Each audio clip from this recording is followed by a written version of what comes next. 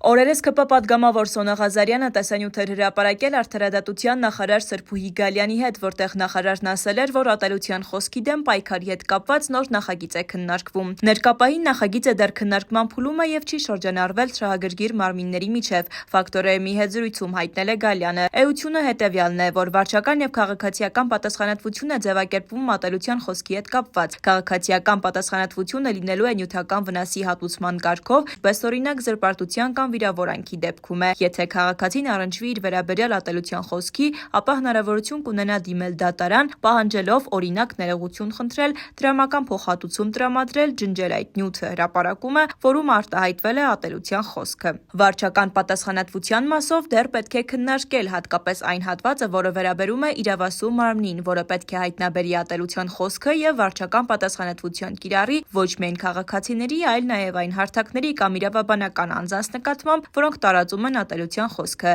Վարչական պատասխանատվության պարագայում տուգանքներ են սահմանվելու, ասել է նախարարը։